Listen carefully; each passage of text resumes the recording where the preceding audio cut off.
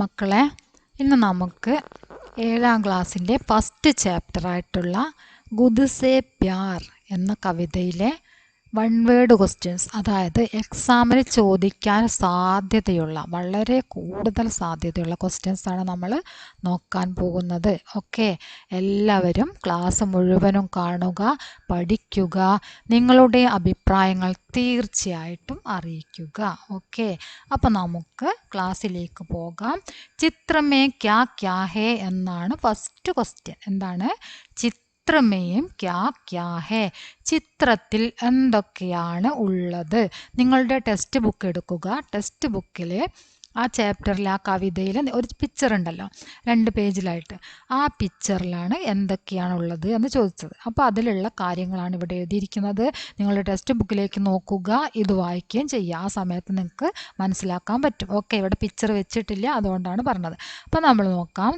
സൂരജ്, അതിൽ സൂരജ് ഉണ്ട് അല്ലേ, സൂര്യനുണ്ട്.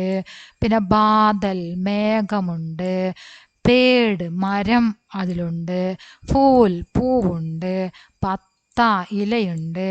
ബൂന്ത്, തുള്ളിയുണ്ട്. ഒരു ഇലയമ്മ കൂടെ ഇങ്ങനെ ബൂന്ത് ഇറ്റാനായി ഇങ്ങനെ നിൽക്കുന്നുണ്ട്, ഇറ്റുന്നുണ്ട് അല്ലേ. ബൂന്ത്, മഴത്തുള്ളി, വെള്ളത്തുള്ളിയുണ്ട്. ഡാലി, മരച്ചില്ലയുണ്ട് അല്ലേ. ഇത്രയും കാര്യങ്ങളൊക്കെ ആ പിക്ചറിൽ ഉണ്ട്. അപ്പം നിങ്ങൾ ഇതൊക്കെ നോക്കിയിട്ട് പഠിക്കുക. അത് കൂടാതെ അതിൽ പിന്നെ എന്തൊക്കെയാണ് ഉള്ളത് എന്ന് നിങ്ങൾ നോക്കുക. എന്നിട്ട് അതിൻ്റെ ഹിന്ദിയും കൂടെ നിങ്ങൾ എഴുതാൻ വേണ്ടിയിട്ട് ശ്രമിക്കുക. ഓക്കെ, അപ്പം നമുക്കിനി അടുത്ത ക്വസ്റ്റ്യൻ നോക്കാം. നിങ്ങൾക്ക് ഇതൊന്ന് എക്സാമിന് ചോദിക്കാൻ ഏറ്റവും കൂടുതൽ സാധ്യതയുള്ളതാണ് പോസ്റ്റർ. നിർബന്ധമായിട്ടും ചോദിക്കുന്ന കാര്യമാണ് കേട്ടോ. പോസ്റ്റർ തയ്യാറാക്കാൻ വേണ്ടിയിട്ട് പറയും. പ്രകൃതിയെക്കുറിച്ചിട്ടാണ്. നിങ്ങൾക്ക് ഇതിൽ നിന്ന് പോസ്റ്റർ തയ്യാറാക്കാനായിട്ട് വരിക. നമ്മൾക്ക് എഴുതേണ്ടത് എന്താണ്?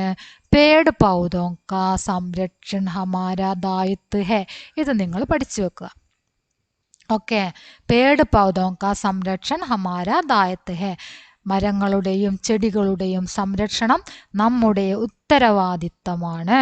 മരങ്ങളെയും ചെടികളെയും സംരക്ഷിക്കുക എന്നതെന്താണ്? നമ്മുടെ ഉത്തരവാദിത്തമാണ് എന്നാണ് എഴുതിയത്. ഓക്കെ, ഇനി അടുത്തത് നോക്കാം. സമാനാർത്ഥക ശബ്ദമാണ്. സമാനാർത്ഥക ശബ്ദ, അതായത് ഒരേ അർത്ഥം വരുന്നത്. ഗുദ് പറഞ്ഞാൽ സ്വയം എന്നാണ് അർത്ഥം. സ്വയം എന്നാണ് ഇവിടെ എഴുതിയിരിക്കുന്നത്. ഓക്കെ, സ്വയം എന്ന് മലയാളത്തിലും സ്വയം എന്ന് തന്നെയാണ് അർത്ഥം. ഗുദ് പറഞ്ഞാൽ ഇത് ഹിന്ദിയിൽ തന്നെ സ്വയം. മനസ്സിലായല്ലോ? ഒരേ അർത്ഥം. അതായത് നിങ്ങളോട് എക്സാം ചോദിക്കും ഗുദ് കാ മത്ലബ് ക്യാ ഹേ എന്ന് ചോദിച്ചു എന്ന് വിചാരിക്കുക. അപ്പം നിങ്ങൾ എന്തെഴുതണം? സ്വയം എന്നെഴുതണം. മലയാളത്തിൽ സ്വയം എന്നെഴുതരുത്, ഹിന്ദിയിൽ എഴുതുക. അതുപോലെ തന്നെ ദരക്ത് ശബ്ദ കാ അർത്ഥ ക്യാ ഹേ എന്ന് ചോദിക്കും. ദരക്ത് ശബ്ദ കാ അർത്ഥ ക്യാ ഹേ എന്ന് ചോദിക്കും. അല്ലെങ്കിൽ ദരക്ത് ശബ്ദ കാ മത്ലബ് ക്യാ ഹേ. മത്ലബ് പറഞ്ഞാലും അർത്ഥം എന്ന് തന്നെയാണ്. മനസ്സിലായോ? ദരക്ത് ശബ്ദ കാ മത്ലബ് ക്യാ ഹേ എന്ന് ചോദിച്ചാൽ എന്താണ്? പേട്, മരം. ദരക്ത് എന്ന ശബ്ദത്തിന്റെ അർത്ഥം എന്താണ്? മരം എന്നാണ്. സമാനാർത്ഥക ശബ്ദം എന്ന് പറഞ്ഞ് ചോദിക്കുകയാണെങ്കിലും എന്താണ് എഴുതേണ്ടത്? ദരക്ത്, പേട്. ഓക്കെ, മനസ്സിലായല്ലോ? ദുനിയ എന്ന് പറഞ്ഞാൽ വിശ്വ, ലോകം. ദുനിയ പറഞ്ഞാലും ലോകം, വിശ്വ പറഞ്ഞാലും ലോകം, ഒരേ അർത്ഥം. മനസ്സിലായില്ലേ? ഇനി ആഗ് കാ ക്യാ മത്ലബ് ഹേ എന്നാണ് അടുത്ത ക്വസ്റ്റ്യൻ. ഒന്നാമത്തെ ക്വസ്റ്റ്യൻ ആണ്. ആഗ് കാ ക്യാ മത്ലബ് ഹേ? ഊർജ. ആഗ് എന്നത് കൊണ്ട് എന്താണ് അർത്ഥമാക്കുന്നത്? ആഗ്, അഗ്നി, സൂര്യന്റെ അഗ്നി എന്നൊക്കെ പറഞ്ഞല്ലോ. അതുകൊണ്ട് എന്താ അർത്ഥമാക്കുന്നത്? ഊർജ, താപ്, പ്രകാശ് അല്ലെ. 3 എണ്ണം ഉണ്ട്. എന്തൊക്കെയാണ്? ഊർജ, താപ്, പ്രകാശ്. അതിൽ ഏത് എഴുതിയാലും നിങ്ങൾക്ക് അതിന് മാർക്ക് കിട്ടും. ഊർജ എന്ന് പഠിച്ചു വെച്ചോ. ഓക്കെ, ആഗ് കാ ക്യാ മത്ലബ് ഹേ എന്താണ്? ഊർജ. ഇനി ക്യാ ക്യാ, നമ്മൾ ക്വസ്റ്റ്യൻ വരുമ്പോൾ നമുക്ക് അർത്ഥം മനസ്സിലാക്കിയാൽ മാത്രമാണ് നമുക്ക് എന്ത് ചെയ്യാൻ പറ്റുള്ളൂ? അതിന് ആൻസർ ചെയ്യാൻ പറ്റുള്ളൂ അല്ലേ. അർത്ഥം മനസ്സിലാക്കണം. എന്താണ്, എവിടെ നിന്നാണ്, എങ്ങനെയാണ് എന്നൊക്കെ ഉള്ളത് മനസ്സിലാക്കണം. അപ്പോഴാണ് നമുക്ക് അതിൻ്റെ ഉത്തരം കിട്ടുക. അപ്പം അതുപോലെയുള്ള ക്വസ്റ്റ്യന് ഉപകരിക്കുന്ന കാര്യങ്ങളാണ് ഇവിടെ പറയുന്നത്. ക്യാ ക്യാ, എന്തെല്ലാം. ക്യോം, എന്തിന് അല്ലെങ്കിൽ എന്തുകൊണ്ട്. കിസ്കോ, ആർക്ക്. കോൻ പറഞ്ഞാൽ ആര്. കൈസേ, എങ്ങനെ അല്ലേ. കോൻ പറഞ്ഞാൽ എന്താണ്? ആര്. കൈസേ, എങ്ങനെ. കഹാം, എവിടെ. അതൊന്നും ഇതിൽ എഴുതിയിട്ടില്ല, പറഞ്ഞു തന്നേ ഉള്ളൂ കേട്ടോ. കോൻ പറഞ്ഞാൽ ആര്, കൈസേ എങ്ങനെ, കഹ പറഞ്ഞാൽ എവിടെ. ഞാൻ എഴുതിയിട്ടില്ല മക്കളെ, പറഞ്ഞു തന്നതാണ്, അതും കൂടെ നിങ്ങൾ പഠിക്കുക. അപ്പം നമുക്ക് നോക്കാം. ബാദൽ അപ്പനെ ജൽസെ പ്രകൃതി യാ ദുനിയാ കി പ്യാസ് ബുझാത്താ ഹെ. ഇത് നിങ്ങൾ പഠിച്ചു വെക്കണം. ബാദൽ അപ്പനെ ജൽസെ പ്രകൃതി യാ ദുനിയാ കി പ്യാസ് ബുझാത്താ ഹെ. ബാദൽ സ്വന്തം വെള്ളം കൊണ്ട് പ്രകൃതിയുടെയും ലോകത്തിൻ്റെയും ഒക്കെ എന്ത് ചെയ്യുന്നു, ദാഹം അകറ്റുന്നു എന്നാണ് പറഞ്ഞത്. ആ ബാദൽ എന്താ ചെയ്യുന്നത്, സ്വന്തം ജലം കൊണ്ട് പ്രകൃതിയെയും ലോകത്തിൻ്റെയും ഒക്കെ ദാഹം അകറ്റുന്നു. പ്രകൃതി യാ ദുനിയാ, പ്രകൃതിയുടെ അല്ലെങ്കിൽ ലോകത്തിൻ്റെ പ്യാസ് ബുझता है, ദാഹം അകറ്റുന്നു.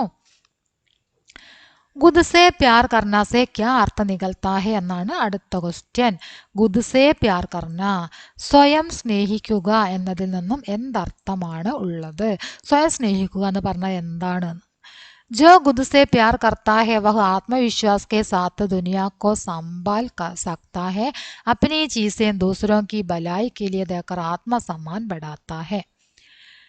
ആരാണോ സ്വയം സ്നേഹിക്കുന്നത് അവൻ ആത്മവിശ്വാസ് കെ സാത്ത് ദുനിയാക്കോ സംഭാൽ സക്താ ഹെ, ആത്മവിശ്വാസത്തോടു കൂടി ഈ ലോകത്തിനെ പരിപാലിക്കുകയും അപ്പനെ ചീസോം ദൂസരോം കി ബലായി കെ ലിയെ, സ്വന്തം വസ്തുക്കൾ മറ്റുള്ളവരുടെ നന്മയ്ക്ക് വേണ്ടി നൽകിക്കൊണ്ട് ആത്മാഭിമാനം വർദ്ധിപ്പിക്കുകയും ചെയ്യുന്നു എന്നാണ് പറഞ്ഞത്. സൂരജ് കി ആഗ്, ഇതെങ്ങനെ? സൂര്യൻ അഗ്നി, മരത്തിൽ പൂവ്, ബാദലിൽ വെള്ളം, മേഘത്തിൽ വെള്ളം, ഇതൊക്കെയാണ് ഉള്ളതെന്ന് അറിയാൻ വേണ്ടിയിട്ട് ഞാൻ തന്നതാണ് കേട്ടോ. സൂരജ്ക്ക് ആഗ്, സൂര്യൻ്റെ അഗ്നി, സൂര്യനിൽ എന്താണ്? അഗ്നി. പേടുക്ക ഫൂൽ, മരത്തിലെ പൂവ്. അതുപോലെ തന്നെ ബാദൽക്ക പാനി. സൂരജ് ഊർജ, അതുപോലെ എന്തൊക്കെയാണ് നൽകുന്നത് എന്നാണ് കേട്ടോ ഇവിടെ. സൂരജ് എന്താ നൽകുന്നത്? ദേത്താഹെ എന്നും കൂടെ എഴുതാം. ദേത്താഹെ നൽകുന്നു. എന്താണ് നൽകുന്നത്? സൂരജ് ഊർജ ദേത്താഹെ അല്ലേ. സൂര്യൻ എന്ത് നൽകുന്നു? ഊർജ ദേത്താഹെ. സൂരജ് ഊർജ ദേത്താഹെ. പേട് ഫൂൽ ദേത്താഹെ, ഇവിടെ ദേത്താഹെ എന്നുണ്ട് കേട്ടോ. സൂരജ് ഊർജ ദേത്താഹെ, പേട് ഫൂൽ ദേത്താഹെ, ബാദൽ പാനി ദേത്താഹെ. ഓക്കെ, അപ്പൊ ഈ ദേത്താഹെ എന്നത് എന്ത് ചെയ്യുക? അതിനോട് ചേർത്ത് എഴുതാം. സൂരജ് ഊർജ ദേത്താഹെ, പേട് ഫൂൽ ദേത്താഹെ, ബാദൽ പാനി ദേത്താഹെ. ജീവൻ കാ ആധാർ ക്യാ ക്യാ ഹെ? നമ്മൾ ആ പിക്ചറിൽ പഠിച്ചിട്ടുണ്ടല്ലേ, ഒരു സൂര്യന്റെ ചിത്രം, മരത്തിന്റെ ചിത്രം, വെള്ളത്തിന്റെ ചിത്രം, ബാദൽ അല്ലേ, അത് തന്നിട്ട് നിങ്ങളോട് എന്ത് പറഞ്ഞിട്ടുണ്ടായിരുന്നോ? ജീവൻ കാ ആധാർ മുകളിൽ തന്നിട്ട് ചേർത്ത് എഴുതാൻ പറഞ്ഞിട്ടുണ്ട് ടെക്സ്റ്റ് ബുക്കിൽ. അതുപോലെയാണ് ഇവിടെ തന്നിരിക്കുന്നത്. ജീവൻ കാ ആധാർ ക്യാ ക്യാ ഹെ ചോദിച്ചാൽ എന്താണ്? സൂരജ് പേട് പാനി. ജീവൻ കാ ആധാർ സൂരജ് പേട് പാനി, അതാണ് ജീവൻ കാ ആധാർ. പാനി ജീവൻ കാ ആധാർ ഹെ, പേട് ജീവൻ കാ ആധാർ ഹെ, സൂരജ് ജീവൻ കാ ആധാർ ഹെ. അപ്പം നിങ്ങൾക്ക് പ്രകൃതിയെ കുറിച്ചിട്ട് പോസ്റ്റർ ഉണ്ടാക്കാൻ പറഞ്ഞാൽ എന്ത് ചെയ്യാം? പേട് ജീവൻ കാ ആധാർ ഹെ എന്ന് എഴുതിയാലും മതി. നമ്മൾ നേരത്തെ ഇവിടെ ഒരു പോസ്റ്റർ വചനം പഠിച്ചില്ലേ, അത് നിങ്ങൾക്ക് പ്രയാസമുണ്ടെങ്കിൽ നിങ്ങൾ എന്ത് ചെയ്യുക? പേട് ജീവൻ കാ ആധാർ ഹെ എന്ന് എഴുതി വെക്കുക. എന്നാലും നിങ്ങൾക്ക് അതിനുള്ള മാർക്ക് കിട്ടും. ഒരു ചിത്രം കൂടെ വരയ്ക്കണം കേട്ടോ, ഒരു മരത്തിൻ്റെ ചിത്രവും കൂടെ വരച്ചു വെക്കുക. ഓക്കെ, സൂരജ് ഹമേ ക്യാ ക്യാ ദേത്താ ഹെ എന്നാണ് അടുത്ത ക്വസ്റ്റ്യൻ. സൂര്യൻ നമുക്ക് എന്തൊക്കെയാണ് നൽകുന്നത്? സൂരജ് ഹമേ ക്യാ ക്യാ ദേത്താ ഹെ, എന്താണ്? സൂരജ് ഹമേ ക്യാ ക്യാ ദേത്താ ഹെ. ഊർജ, താപ്, പ്രകാശ്, എന്തൊക്കെയാണ് നൽകുന്നത്? ഊർജ, താപ്, പ്രകാശ്. ഊർജവും ചൂടും പ്രകാശവും വെളിച്ചവും നൽകുന്നു സൂര്യൻ. സൂരജ് ഹമേ ക്യാ ക്യാ, എന്തെല്ലാം, അതാണ് നേരത്തെ ഞാൻ അർത്ഥം തന്നത് കേട്ടോ. ക്യാ ക്യാ പറഞ്ഞ എന്താണ്? എന്തെല്ലാം. ദേത്താഹെ നൽകുക, നൽകുന്നത്. ദേത്താഹെ നൽകുന്നത്. പേട് ഹമേ ക്യാ ക്യാ ദേത്താഹെ, അടുത്ത എന്താണ്? മരം നമുക്ക് എന്തൊക്കെയാണ് നൽകുന്നത്? ഫൂൽ, ലക്കടി, ഫൽ ദേത്താഹെ. എന്തൊക്കെയാണ്? ഫൂൽ, ലക്കടി, ഔർ ഫൽ ദേത്താഹെ അല്ലേ. ഔർന്ന് ഇവിടെ എഴുതാം കേട്ടോ. എന്തൊക്കെയാണ് നൽകുന്നത്? ഫൂൽ, ലക്കടി, ഔർ ഫൽ ദേത്താഹെ. പൂവ്, മരം, അതായത് തടി കഷ്ണം, വിറക്, അതൊക്കെ പറയാം. പിന്നെ പഴങ്ങൾ, അതൊക്കെ തരുന്നുണ്ട്. അടുത്തത് കവിത കാ നാം ക്യാ ഹേ എന്നാണ്. കവിതയുടെ പേര് എന്താണ്? കവിത കാ നാം ക്യാ ഹേ, കവിതയുടെ പേര് എന്ത്? ഗുദ് സേ പ്യാർ, എന്താണ് കവിതയുടെ പേര്? ഗുദ് സേ പ്യാർ. കവിത കാ നാം ക്യാ ഹേ? ഗുദ് സേ പ്യാർ എന്നാണ് കവിതയുടെ പേര്. കവി കാ നാം ക്യാ ഹേ? അടുത്ത ക്വസ്റ്റ്യൻ. ഈ കവിത എഴുതിയത് ആരാണ്? കവി കാ നാം ക്യാ ഹേ? കവി കാ നാം എന്താണ്? ശോഭനാഥ് യാദവ്. എന്താണ്? ശോഭനാഥ് യാദവ് എന്നാണ് കവിയുടെ പേര്. ഓക്കെ, മനസ്സിലായല്ലോ? അപ്പോൾ ഇത്രയും നിങ്ങൾ തീർച്ചയായിട്ടും നന്നായി പഠിക്കുക. അത് കൂടാതെ നിങ്ങൾ പഠിക്കേണ്ട ഒരു കാര്യം കൂടെ ഉണ്ട്, കവിതയുടെ ആശയം. കവിതയുടെ ആശയവും കൂടെ നിങ്ങൾ നന്നായിട്ട് പഠിച്ചു വെക്കുക. അതൊക്കെ നമ്മൾ ക്ലാസ് ചെയ്തിട്ടുണ്ട്, അതിൽ നോക്കിയിട്ട് പഠിക്കുക. ഓക്കെ, നിങ്ങളുടെ അഭിപ്രായങ്ങൾ തീർച്ചയായിട്ടും അറിയിക്കുക, ലൈക്ക് ചെയ്യുക, ഷെയർ ചെയ്യുക.